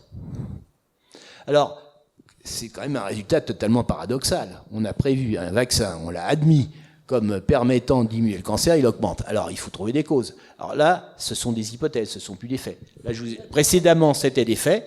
Là, maintenant, on rentre dans les hypothèses. Qu'est-ce qu'on peut faire? Alors, on peut penser que le fait de dire aux femmes qu'elles n'ont plus aucun risque les expose à davantage de dangers, puisqu'elles ne feront pas de frottis, et puis peut-être qu'elles augmenteront leur risque. En plus, alors oui, fumer, ça augmente aussi un peu le risque. C'est lié statistiquement. à une augmentation. J'ai oublié de le mettre. Bon, la niche, ça, le fait que d'autres papillomavirus prennent la place, ça c'est vrai, ça a été observé dans quelques pays, mais on ne l'a pas partout, ça dépend aussi. Et puis surtout, il y a les vaccinations tardives. Alors celles-là, elles sont complètement folles, parce qu'il faut savoir que d'emblée, sur l'essai, l'essai est un modèle de trucage, c'est quelque chose d'affreux, là on a mis tout un chapitre dessus, parce que d'une part, on ne prenait pas le taux de cancer, qui était quand même la seule chose intéressante, hein, théoriquement, mais le labo a dit, ah ouais, mais il faudrait attendre 10 ans ou 15 ans, c'est trop long, on ne peut pas faire un essai, les femmes ont besoin d'être traitées tout de suite. Ah bon. Donc ils vont faire simplement les CN2 avec un risque de cancer quand même qui est très faible, et certainement pas de cancer mortel, donc on ne risque pas de gagner des vies comme ça, ou les CN3. Donc déjà on prend de mauvais critères pour accepter. Deuxièmement, quand on fait un essai randomisé, on doit déterminer les groupes avant, tirer au sort, et on vaccine pas, on regarde ce que ça donne. Ils n'ont pas fait du tout comme ça, ils ont tiré au sort, mais comme les résultats n'étaient pas concluants, ils ont fait leur groupe après. Alors, ils ont fait le groupe de celles qui avaient déjà eu le papillomavirus et celles qui ne l'avaient pas eu. Mais ça, ils l'ont décidé après, les résultats en main. Donc, aucune agence normale n'aurait pu accepter un essai pareil. C'est un essai truqué, c'est typiquement le biais. Et alors là, qu'est-ce qui s'était arrivé? C'est là que j'arrive. C'est que d'une part, celles qui étaient vierges, effectivement, avaient une diminution des CN2, CN3, puisque c'était le critère activé, des infections, des anomalies bénignes, mais qui étaient effectivement diminuées grâce au vaccin, mais que par contre, celles qui avaient déjà été au contact, elles avaient une augmentation de ces CN2, CN3. C'est là-dessus que la FDA a accepté, scandaleusement, le vaccin, en disant quand même qu'il ne fallait pas le faire aux gens qui n'étaient pas vierges, enfin qui avaient déjà rencontré le papillomavirus. La logique aurait voulu le faire, très bien, on va voir celles qui ont eu le papillomavirus et pas leur faire le vaccin. Mais ça, ça aurait coûté plus cher, 2, ça aurait diminué le marché. Donc il n'était pas question. Mais c'est la logique. Alors je vous rappelle que pour les vaccins, on a quand même un exemple très récent et très cuisant, pas pour nous heureusement, c'est arrivé en Asie, qui est le vaccin contre la dengue. On a fait un vaccin, Sanofi a fait un très beau vaccin qui allait éviter la dengue. La dengue, c'est une maladie virale qui donne une sorte de grippe, mais avec 4 formes, 4 virus différents, et certaines de ces formes sont graves. C'est les dengues hémorragiques qui peuvent tuer, mais qui n'arrivent pratiquement que lors des 2 ou 3e cas. Et là, ils ont fait, et un médecin américain qui était un spécialiste de 90 ans, qui avait fait la Deuxième Guerre mondiale et qui s'est occupé de la dengue chez les militaires américains en Asie. Donc attention, ne faites pas un vaccin à n'importe qui, vous risquez d'avoir des pépins chez les gens qui n'ont jamais été en contact avec le virus. Et aux Philippines, comme Sanofi a bien dû arroser les gens qu'il fallait, le vaccin a été fait à tout le monde sans vérification de l'État. Moralité, il y a eu des dizaines de morts, des centaines de victimes et tout un flot de procès, incluant même le ministre, parce que là-bas ça avait changé de gouvernement, donc même les politiques sont en cours de jugement pour avoir donné un vaccin qui n'aurait jamais dû être donné comme ça à l'argamanu. Donc, alors ce qui était intéressant, c'est que les morts, c'était ceux qui n'avaient jamais été au contact avec la dengue. Que ceux qui avaient déjà été au contact avec la dengue, eux, ça les améliorait, ça diminuait plutôt les formes de graves. Par contre, les gens qui n'avaient jamais été au contact avec la dengue, on augmentait de manière considérable le risque de formes graves. Donc, selon l'état des gens, les vaccins peuvent avoir des résultats différents. C'est ça qu'il faut retenir. Et donc, là, en papillomavirus, c'est logique aussi qu'on ait ce genre de pépins sur les gens qui ont déjà été au contact, qu'on augmente leur risque. C'est une petite explication. Bon, tout ça, c'est des hypothèses. Alors, on peut aussi penser, moi j'ai été frappé tout de même par le fait que les cancers qui, depuis la vaccination, arrivent beaucoup plus vite que la normale. L'histoire naturelle du cancer du col et du papillomavirus, on la connaît, on admet en général que c'est un minimum de 10 ans. Or là, on n'est qu'à 10 ans de la vaccination et une augmentation de cancer qui apparaît 5 ans après. Donc ça brûle les étapes. Alors un autre argument que ce vaccin accélérerait la tumeur, c'est ce que dit le Suédois. Parce qu'il y a un Suédois un petit peu comme les Anglais qui nie pas que ça a augmenté. Il dit c'est terrible, ça a augmenté. Et lui, il conclut, c'est pas grave, c'est parce que simplement nos tests de dépistage sont moins performants qu'avant. On se demande pourquoi. C'est sa conclusion. C'est sa conclusion. Mais il est payé, lui, il est carrément conseiller du labo. Il faut le savoir. Il s'appelle Diner. Mais il reconnaît le fait. Il reconnaît que ça augmente. Il dit, mais il faut simplement qu'on améliore. Et lui, il dit, peut-être, comme c'est plus efficace comme avant, il ne faudrait pas les faire tous les 3 ans, mais tous les 2 ans. Ça veut dire qu'il a remarqué, lui aussi, qu'ils allaient plus vite qu'avant. Donc je pense qu'effectivement, le vaccin doit agir, mais c'est une hypothèse, comme accélérateur du chose. Enfin, il faut savoir que dans les vaccins, c'est compliqué, et que, par exemple, il y a des vaccins qui augmentent le risque. C'est parfaitement connu pour le sida. Le sida, il y a 2 essais qui ont été très célèbres, qui sont le STEP et le Pampili, qui étaient des vaccins dont un était de Sanofi, l'autre d'un Américain, qui étaient destinés à éviter le sida. Et le problème, c'est quand on les a fait, c'était des vrais essais, là, avec 2 groupes témoins tirés au sort, etc. Et quand on les a fait, ces essais, on s'est rendu compte que les vaccins augmentaient de 50% le risque de faire un sida. Donc les vaccins ont été abandonnés, hein. Bien entendu, on a arrêté ça, parce que c'était un essai convenable. Sauf que le garde d'asile, on n'a pas fait d'essai convenable, on a fait une expérience sur l'ensemble de la population. Et on veut en plus faire l'expérience obligatoire. Bon, alors, on nous parle souvent des États-Unis. Hein. On dit, les États-Unis, eux, ils ont diminué. Bah, c'est pas vrai. Depuis le vaccin, vous voyez, là, c'est la courbe officielle. Ce qui n'est pas officiel, c'est ce que j'ai mis en vert. Depuis la vaccination, elle ne diminue pas. Et puis, j'ai entouré la période de la vaccination. Vous voyez que ça a diminué pendant très longtemps grâce au frottis. Et que depuis la vaccination, ça ne diminue plus, l'incidence du cancer de l'utérus. Et en France, on n'est pas vacciné. On est des sales cochons de Gaulois. Hein, eh bien, les sales cochons de Gaulois, ils font mieux que tous les gens qui vaccinent, puisque vous avez l'incidence, ça c'est les chiffres officiels, ça c'est les courbes officielles de l'Institut de veille sanitaire. Parce qu'en France, nous n'avons pas de registre du cancer. Hein. On dépense 5,5 milliards pour l'Institut national du cancer, mais on a une sécurité sociale qui a toute la population et qui sait exactement ce que la population a. Donc si vous faites le vaccin, ils le savent à la Sécu. Si vous faites un cancer du col, ils le savent aussi, parce que pour avoir le 100%, vous êtes obligé de le déclarer. Mais ils sont incapables de faire de relations, ces pauvres petits. C'est terrible.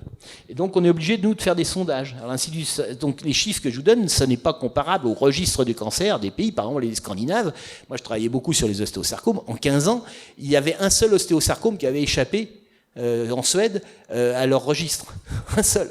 Parce que le chirurgien doit le déclarer, l'anapathe doit le déclarer, le médecin doit le déclarer. Bon, donc, les registres nationaux des cancers dans ces pays-là sont d'une efficacité redoutable. En France, on n'a toujours rien. Bon, alors je suis obligé de me fier aux chiffres officiels français. Vous les avez là. Le risque ce sont donc une estimation, c'est pas, puisqu'on n'a pas de registre, on peut faire autrement, mais c'est les seuls chiffres dont on dispose et qui nous mettent à 6 pour 100 000 femmes. Donc chaque année, il y a 6 nouveaux cas de cancer du col invasif de l'utérus pour 100 000 femmes en France. Je vous rappelle donc qu'en Angleterre, actuellement, grâce au vaccin, ils sont à 9,6 et qu'en Suède, ils sont à 11,5. Donc après, on nous dit on est en retard. Ouais, bah, je préfère être en retard. Bon, alors là, bah, vous avez là les taux. Hein. Et alors là, vous avez donc en abscisse le risque et en ordonnée le pourcentage de vaccination. Donc vous voyez que plus on est vacciné, l'Australie n'est pas mauvais, les cassettes, hein, mais ils font vraiment beaucoup de frottis. Ils se battent pour composer les frottis. Et la Suède, la Grande-Bretagne, la Norvège et tout sont nettement au-dessus. Donc, en gros, si on regarde les 4 pays qui ont vacciné comme des fous, leur taux moyen d'incidence du cancer du col, c'est-à-dire le nombre de nouveaux cas par an pour 100 000 femmes, est de 10, et qu'en France, où on est très peu vaccinés, c'est de 6. Donc, et on veut nous obliger à nous vacciner. Vous avez les chiffres pour le Japon? Non, alors il y a plein de pays que j'ai pas mis. C'est pas parce que j'ai voulu les effacer. Le Japon, on peut pas. Le Japon est relativement élevé en incidence, mais il a toujours été historiquement. Ils ont arrêté justement. Oui, ils ont arrêté, oui, mais ils étaient élevés avant, ils sont toujours élevés. Et le problème, c'est que. Ils ont arrêté à cause des effets secondaires graves, hein, de la population qui refuse. Alors, il n'y a pas que là. Au Danemark aussi, la campagne de vaccination a explosé à cause des effets graves qui ont été rapportés. Donc ces pays-là ne sont pas analysables. Parce que moi, j'ai besoin de pays qui vaccinent beaucoup avec un taux de couverture qui reste stable. Hein, et qui a aussi un registre national intéressant. Alors, par exemple, le Portugal a beaucoup vacciné, l'Italie a beaucoup vacciné, mais ils n'ont pas de registre national du cancer, donc je ne pouvais pas les utiliser. La Belgique, les Pays-Bas ont de très beaux registres du cancer, ils sont vraiment impeccables. Le seul problème, c'est qu'ils ont des populations trop faibles. Quand vous vous intéressez aux jeunes filles, donc celles qui arrivent entre 20 ou 24 ans, où le taux de cancer est très faible, si vous avez une petite population, vous n'en avez pas. Enfin, vous avez des chiffres qui sont comme ça, en dents de scie, donc on ne peut pas les analyser. Dans 10 ans, je pourrais les analyser en faisant des modèles, des moyennes sur 3 ans. Mais on ne peut pas faire de moyenne sur 3 ans quand on n'a que 10 ans de recul. Ça, c'est pas valable, ça ne marche pas. Donc j'ai été obligé d'éliminer la Belgique, la Suisse, la Hollande, pour trop petite population. Les pays du Sud, pour pas de registre du cancer. L'Allemagne, c'est ininterprétable parce que c'est par des Länder, donc il n'y a pas moyen d'avoir de données fiables au niveau national. Donc, alors la Pologne et tout ça, là, je ne les ai pas, ils n'ont pas non plus de registre consultable par Internet. Alors la Nouvelle-Zélande a beaucoup vacciné, a un très beau registre du cancer, mais la population c'est 4 millions. Enfin, ça ne permet pas. À nouveau, on retombe dans le. Il nous faut une population suffisante pour avoir un nombre de cas qui soit statistiquement significatif. Donc, on n'arrive qu'à 4 pays. J'ai l'impression que vous ne parliez que Les pays riches aussi, et on ne parle pas du tiers-monde. Oui, c'est normal, puisque je vous rappelle que le vaccin est un prix qu'aucun pays du tiers-monde ne peut payer. Donc, le problème est résolu. Et puis que les registres du cancer, c'est peut-être pas évident. Ils Hein. n'existent pas. Il n'y a pas de problème de santé quand il n'y a pas de problème de remboursement. Il y a des problèmes de santé, il y a des problèmes de santé majeurs, alors Bill Gates, comme par hasard, là, maintenant ils disent qu'ils pourraient sortir le Gardasil à 1 € la dose, hein, comme par hasard, pour vacciner ces pays. Alors c'est vrai que c'est un problème alors là c'est un problème de santé publique en Afrique noire, hein, le cancer du col. Attention. Hein, ce que je dis que c'est pas un problème de santé publique, c'est en France et actuellement. Hein, En France, pour l'obligation qu'on veut nous imposer pour les filles et les garçons. Maintenant, hein, en France, actuellement. Oui, c'est un vrai problème de santé publique en Afrique, ça c'est vrai. Mais malheureusement, c'est pas... Bon, alors là, c'est peut-être pas utile maintenant, je crois que je vais arrêter. Pourquoi est-ce qu'on est arrivé à cette situation invraisemblable, hein? Alors bon, c'est la corruption, soyons simples. Hein. À Cahuzac, c'est intéressant, il ne s'est pas déboutonné beaucoup, mais un petit peu quand même, hein, en disant, les labos pharmaceutiques ont financé tous les partis politiques, tous. Bon. Et professeur Even, qui est si mal vu, voilà pourquoi il est mal vu, hein, qu'elle fasse du blé toujours, les finances, bon, c'était à France Info en 2011. Hein. Bon, là, il faut être un peu optimiste. Donc, il faut se battre contre toute obligation. Hein. Après tout, on ne peut pas empêcher les gens de se faire vacciner s'ils y croient, tant pis pour elles. Hein, c'est leur problème. Mais en tout cas, l'obligation est tout à fait scandaleuse puisqu'elle augmente le risque. Il faut vous battre, il faut exiger que la loi française soit appliquée et qu'elle soit appliquée dans les médias. Je rappelle que tout médecin qui parle en public doit donner ses liens d'intérêt. Vous avez remarqué sur ma première diapo, c'est marqué que je n'ai pas de lien d'intérêt. Je le déclare. Bon. Or, vous verrez que dans le Figaro, tout ça, on a toujours des grands spécialistes qui déclarent jamais leur plein d'intérêt. Bon. Donc ça, vous pouvez le faire, ça coûte rien. Au Conseil de ça l'ordre, coûte rien, c'est gratuit. Local. Hein, en disant, je suis étonné que le docteur Intel, qui vient de dire qu'il n'a pas besoin de dire, a parlé dans un média sans donner ses liens d'intérêt. Il faut donner quel média à l'heure, quelle émission. Ah oui, il faut donner, en général, vous agrafez l'article, vous faites une photocopie. Le charmant pédiatre Robert Cohen, qu'on voit partout tout le temps, et qui est le président d'un gros groupe, ça me revient pas, c'est Infovac, un truc comme ça. Si, c'est Infovac. Il a quand même été poursuivi au Conseil de l'ordre finalement là, absolument, pour avoir parlé à, je veux dire n'importe quoi, en public. À France 3 ou en France 2 en disant voilà, il faut vacciner les enfants, l'obligation c'est extraordinairement bien, etc. En oubliant tous ces liens d'intérêt. Et là, il y en a un qui a écrit quand même, hein, un collègue qui a écrit en disant ça suffit, qui respecte la loi, on ne lui en demande pas plus, à la limite. Et il a été condamné quand même, mais ça ne l'a pas empêché de continuer. Hein. Oui, mais la 3e ou 4e condamnation, il sera obligé de faire attention. Ouais, mais il faut... Voilà. Hein, il a été condamné à pas grand-chose, j'imagine. Enfin, il a été... Remontrance ou quelque chose comme ça, ça va pas aller loin. C'est pas ça. C'est qu'après... Non. Ils osent... Si je peux me permettre, dans le ministre de la Santé actuel, a dit oui, il faut que j'ai la vidéo chez moi. Pour être un expert compétent dans le domaine de la santé, il faut travailler pour les laboratoires pharmaceutiques. Oui, non, mais ça, je vais le dire. C'est au moins Agnès Buzyn a cette clarté, mais qui fait que c'est d'abord les siens de l'intérêt que les Il y avait une diapo. Non, c'est dans mon. C'est dans le diaporama. Il y a un diaporama sur le titre qui s'appelle Vaccination. Le ministre, parce que vous avez vu la ministre. Hein, elle cumulait effectivement l'INCA et pas mal de... Pardon. La ministre donc cumulait le fait d'aller à l'advisory board, ce qui est pas rien, hein, c'est dire conseiller commercial. Ils n'ont pas besoin de médecins scientifiques hein, dans les labos, ils ont bien mieux. Donc les gens qui prennent, c'est uniquement pour faire du commerce, du business, savoir qui joindre et les carnets d'adresses. Donc elle était à la fois à l'advisory board et elle était à l'INCA. Et après, elle a été à la Haute Autorité de Santé. Là, quand même, elle a démissionné de ses mandats. Mais quand vous avez été formé à une réflexion de labo, vous ne changez pas cette réflexion, donc elle est dans cet esprit-là. D'autre part, vous oubliez M. Lévy quand même. M. Lévy, c'est peut-être un inconnu, c'est son mari quand même. Et M. Lévy n'a toujours vécu que des vaccins. Il n'a rien fait d'autre dans sa vie que des vaccins. C'est son boulot, il est chercheur en vaccins. Bon, il a le droit, mais moi, ça me paraît un conflit d'intérêts quand même réel. Ils doivent quand même parler de temps en temps tous les deux, et on peut se poser la question. Et il a quand même été, il a fait quand même 20 essais. Il a été la tête de turc de 20 essais. Il est également le directeur d'Avenzi, qui est un joint venture entre le public et le privé, dont le seul but est de transférer au privé tous les bénéfices que la recherche publique va faire.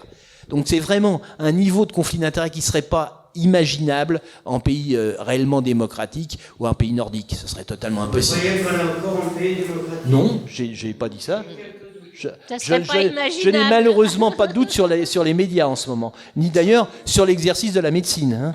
Actuellement, la médecine est sous la botte. C'est tragique, hein, parce que c'est dramatique. Non seulement on n'en sait plus, mais on oblige les médecins à appliquer. Nous sommes atterrés, nous sommes des médecins atterrés. Je voudrais ajouter que vous avez parlé du service américain de contrôle. Ils ont fait des chiffres, non pas sur les cancers, mais sur les accidents après la vaccination. Celle-là. Les chiffres sont effrayants. Mais heureusement, je ne l'ai pas ici. Oui, non, ils sont effrayants. On a décidé de ne pas en parler aujourd'hui. Des maladies, des paralysies, il y a de tout. Bien sûr. Alors c'est surtout les risques, on peut parler, les risques du vaccin Gardasil sont essentiellement neurologiques. Et là, il y a de très belles études qui ont été faites qui montrent que l'aluminium passe le cerveau, atteint effectivement le cerveau et qui stagne que le vaccinal. Donc ça, c'est sûr. Donc il y a toutes sortes d'incidents neurologiques importants. Les Australiens ont dit aussi que ça pouvait créer des ménopauses précoces. Il y a des stérilités, hein. Il y a des stérilités en France. En France aussi, je veux dire, non, mais qu'on connaît, non, quoi. Non, je veux dire, du genre de médecins qui disent non, moi je fais vacciner ma fille. Tout ce qui est neurologique, on est d'accord. Oui, mais on n'a pas voulu nous rentrer parce que c'est un sujet à polémique. Non, c'est pas ça. C'est qu'on pouvait pas. Il y en a 2 heures. Si on veut faire ça, rien que les complications, c'est 2 heures de travail. Non, mais c'est bien fait en plus par des tas de collègues justement. Et puis voir la société 3M, l'association 3M qui travaille bien beaucoup là-dessus. Ce sont 2 universités américaines qui ont constaté sur des enfants, en choisissant en plus des groupes bien spéciaux pour éviter les erreurs, qu'il y avait des suites neurologiques sur ces enfants. Ça, il n'y a aucun doute là-dessus. Oui, non, mais c'est important certain, de le c'est dire. certain. Non, c'est important de c'est le dire. C'est certain. Mais bon, mais vous faites Internet, vous verrez, il y a plein de témoignages directs. Hein. Mais si vous tapez Royal City Initiative Citoyenne, que vous devez tous connaître, qui est un site belge, mais qui met tout bien à jour, et qui en particulier cite. Puis il y a le site américain de Kennedy. Puis le site de Robert Kennedy, allez-y, parce que lui il se bat, et puis on a une petite chance quand même. Oui, dans Netsus, ils en parlent, absolument. Tu as fini non, c'était quand même, je crois pas quand même. Effectivement, il y a la raison, c'est la corruption. Que peut-on faire? Ça, quand même, c'est une chose. Donc, exigeons l'application de la loi dans les médias et porter plainte contre les médecins qui ne donnent pas leur lien d'intérêt. Et je vous assure qu'il faut le faire. Ça vous coûtera rien. Et ça ne tuera pas non plus. Moi, je peux pas le faire. Moi, je l'ai fait parce qu'il faut se déplacer quand même. Il faut aller au Conseil d'ordre. Donc, il vaut mieux que ce soit quelqu'un de la région qui aille, parce qu'il y a toujours une tentative de conciliation. Mais c'est normal. Ils n'aiment pas trop ça quand même. Mais ils n'aiment pas. Je vous assure ça sert un petit peu de leçon que lorsque pour j'ai été en tentative de conciliation avec un gros poids lourd, celui qui a succédé à Lévy, qui a repris son labo, il était péteux. Et bon, j'ai pas poursuivi parce qu'il a reconnu en public qu'il n'avait pas bien compris et que dorénavant il déclarerait tout. Alors j'ai dit s'il déclare tout, je retire ma plainte. Mais je vous assure que tout professeur d'université qu'il était, il serrait un peu les fesses, il était un peu gris et pas content du tout. Alors si on leur fait ça 5 ou 6 fois, je vous assure que... S'ils savent que d'autres de charmants collègues mais il faut, là on appelle la population, ça vous coûte rien, vous n'avez pas besoin d'avocat, une simple lettre précise, et on peut vous aider à les faire si vous avez des faits. Donc tout médecin qui s'exprime en public doit donner ses liens d'intérêt. Et le Conseil de l'ordre est tenu par la loi d'appliquer la loi, c'est lui qui est responsable. Quand vous donnez l'article, non, si vous donnez l'article de loi, ils ne peuvent pas. Parce que sinon, on peut après appeler des avocats, c'est pas un problème. Mais ils ne joueront pas ça. Et journaliste médecin, genre Michel Simès alors, on l'a attaqué aussi au Conseil de l'ordre, rassurez-vous, et les médecins. Si, pas moi, mais l'association 3M, si, ils s'en sont chargés. Moi, effectivement, il nous a diffamés, pas moi, il nous a diffamés tous les deux. Sauf que j'ai du mal parce que dans son papier, il n'a pas donné nos noms. Il a dit certains sur Internet disent que ça augmente, c'est des fake news, c'est scandaleux. Heureusement que les gynécos disent la vérité. Il n'a pas cité nos noms, mais 2 médecins, il a dit 2 médecins non cancérologues. Bon, c'était clair, mais il n'a pas donné, il a dû être prudent. Mais de toute manière, il y a d'autres personnes qui sont attaquées parce qu'il n'avait pas, en plus, pas donné ces liens, effectivement. Alors je ne sais pas s'il y en a, je n'ai pas étudié son cas. Bon, cette loi, il faut la faire. Vous l'avez là, l'article 26 de la loi Kouchner 2002. Non, je vous assure que c'est important. Les gens disent partout, on peut rien faire. C'est pas vrai, vous pouvez faire des choses, mais il faut vous bouger un peu le cul, excusez-moi. Même comme... Bon. Oui, il parle pas comme Macron. Écoute, je ne présente pas être président. Depuis que le président est vulgaire, tout le monde est vulgaire. C'est pas bien, je trouve, c'est pas bien. Bon, écoute, Non, ça m'agace. Je veux dire, non, je suis désolé, tu n'as peut-être pas mon point d'agacement. Je trouve que beaucoup de gens veulent rien faire. Enfin, ils regrettent et disent on peut rien faire. La résignation, c'est pas bon. Hein. C'est comme ça qu'on se retrouve à Auschwitz. Ils ne cherchent pas, ils sont dans la rue en train de défiler pendant que nous on est là. Alors, c'est nous qu'il faut critiquer. Non, il y a deux phases. D'abord, moi, je peux pas marcher, je suis désolé. Quand je vais à une émission de télé, je vais avec mon gilet jaune. Je suis désolé, je l'ai fait d'emblée. Et je ne sais pas s'ils vont te réinviter. Hein bon. Jusqu'à présent, ils m'ont invité, ça fait que 2 fois, mais la prochaine, je dirai aussi. Vous l'avez vu, gilet jaune? Moi non plus, il faut qu'on aille voir. Tête à clash sur TV Liberté. Hein. Oh bah écoutez, c'est parce que j'ai la crème. Oh bah moi je suis... c'est orange. Alors, la révolution orange, c'était où? En Pologne ou non, en Ukraine. En Ukraine.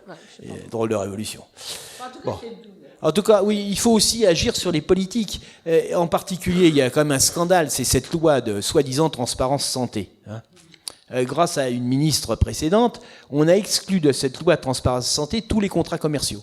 Autrement dit, je suis invité par un labo à un restaurant, je dois le déclarer. Il me donne un stylo, il vaut plus de 10 €, je dois le déclarer. Il me donne un programme informatique à 100 €, je dois le déclarer. Tout ça, c'est normal, hein, ça ne me gêne pas. Bon, le labo doit aussi les déclarer. Mais si ce labo trouve que je suis un expert très intéressant, parce que je travaille au ministère de la Santé ou à la Haute Autorité de Santé ou à n'importe quel endroit important, et il me dit, il faut que vous travailliez régulièrement, il faut que vous veniez à notre board, il faut que vous nous conseillez. Alors si je suis conseiller, là je reçois un minimum de 50 000 à 200 000 € par an, là je ne suis pas tenu de déclarer. Parce que c'est un contrat commercial. Et les contrats commerciaux, que vous sachiez, sont exclus de toute déclaration. Le secret des affaires. Donc c'est des choses quand même, je pense qu'il faut dire, parce que la population ne sait pas ça. Le plus important, c'est que les lanceurs d'alerte maintenant vont être attaqués depuis pas longtemps. Depuis la loi sur le secret des affaires, puisqu'ils dévoilent un pan majeur du secret des affaires. Et c'est là où on reconnaît qu'on ne sommes plus en démocratie. Nous sommes bien d'accord. Bon, en tout cas, donc il faut interroger vos députés. Ah, pardon. Alors, il faut une expertise indépendante. Hein, tous ces histoires d'accidents vaccinaux, vous avez bien rappelé, ça se poserait pas si on avait une expertise indépendante. Sauf que la pharmacovigilance, qui est le fait de dépister les accidents d'un médicament qui est mis sur le marché, ça s'appelle la pharmacovigilance, qui c'est qui s'en occupe? Les labos. Ce sont les labos qui doivent déclarer à l'autorité de santé les accidents dont ils ont connaissance. C'est la loi qui le veut. Alors, vous étonnez pas le Mediator, les scandales, etc. Bon. Et puis enfin, il faudrait qu'on ait une expertise indépendante. Moi, je veux dire, les tueurs en série les plus fréquents, les plus efficaces, ils ont tué 50 personnes. Hein, je ne parle pas des temps de guerre, je parle des temps courants. Nous ne sommes pas en guerre actuellement. Un médicament, le Vioxx, a tué 30 000 personnes. A tué, c'est officiel, c'est un chiffre totalement reconnu. Bon, je crois qu'il est donc plus important de s'occuper des accidents de santé publique, à la limite, que des tueurs en série. L'un n'empêche pas l'autre. Mais en tout cas, qu'on se batte comme des fous pour un mort, qui est scandaleux et qu'il faut punir, et qu'on ne s'occupe pas des 30 000, je trouve quand même, là, c'est un bar. Donc il nous faut une expertise indépendante. Or, un juge qui touche des épices, ça se voyait au temps des rois, hein, ça a été bien. En France, c'est mal vu, hein, il est quand même cassé de son poste. De même, un flic qui conseille, en dehors de ses heures de service, hein, mais qui conseille des truands, il est mal vu aussi. Hein, c'est arrivé à Lyon il n'y a pas très longtemps, il a des ennuis. Bon, et puis curieusement, pour la santé publique, où là, c'est pas 1 ou 50 qu'on tue, mais 30 000, là, on a le droit d'être à la fois expert défendant la santé publique et conseiller advisory du board du labo qui fait le médicament. Je trouve ça un peu curieux. Moi, dans policier ou bandit, il faut choisir. Hein. Bon. Donc, c'est un point très très important, hein, cette police du médicament qui doit être avec des gens qui sont foutus en tôle pour 30 ans s'ils trahissent. Hein. Et ils disent dans d'autres professions, bon, c'est mis. Hein. Donc, pour la pharmacovigilance, alors, par exemple, au Canada, je vous ai mis la plaquette, au Canada, n'importe quel malade qui s'estime atteint peut déclarer son effet indésirable. Ça change tout. Non, maintenant, je crois qu'il y a sur le site du ministère, mais de toute façon, ils n'en tiennent pas compte. Je veux dire, nous comme médecins hospitaliers, avec, bon, quand même, j'utilisais des gros médicaments de chimiothérapie, on téléphonait en disant là, il se passe quelque chose, c'est pas normal, etc. Alors, ils avaient quand même inventé 2 petites cellules à la paix de pharmacovigilance. Alors, il y avait le médecin qui arrivait tranquille dans le service, qui regardait tout, et puis qui nous aide. C'était, comme il racontait tout à l'heure, c'était nous qui n'avions pas fait ce qu'il fallait. Et c'était systématiquement à la poubelle. Hein. Donc vraiment, la pharmacovigilance à l'Essence publique Hôpitaux de Paris, alors je ne veux pas généraliser après tout, mais enfin pour ce que j'ai vécu, comme cancérologue, c'était nul et non avenu parce qu'ils aiment pas, parce que effectivement après vous allez avoir les audits, les machins, ah vous avez eu tant d'accidents, c'est pas bien, enfin bon c'est dans des tas de films il y a des trucs comme ça, mais c'est la réalité. Donc les hôpitaux veulent pas avoir des accidents dans leur service, donc les médecins des services veulent pas qu'ils soient dit que c'est eux qui ont peut-être fait une bêtise, l'infirmière veut peut-être pas dire non plus, enfin tout le monde est content qu'il n'y ait pas d'accident quoi. Et vraiment, moi, j'ai jamais réussi, enfin jusqu'en 2014, mais je ne crois pas que ça se soit amélioré, on dirait, à déclarer de façon efficace les effets secondaires réels, quoi, parce que justement, on téléphonait pas pour se taper 10 pages de papier pour que de toute façon on sache que ça allait à la poubelle. Ils perdaient même les dossiers.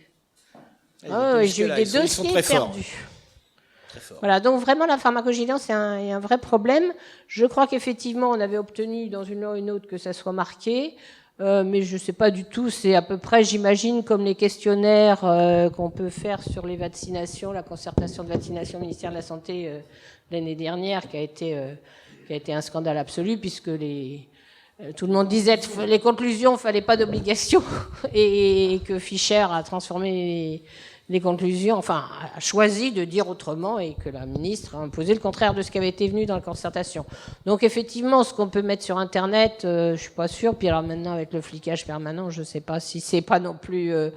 c'est pas recommandé parce que je crois que c'est pas efficace, quoi. Merci.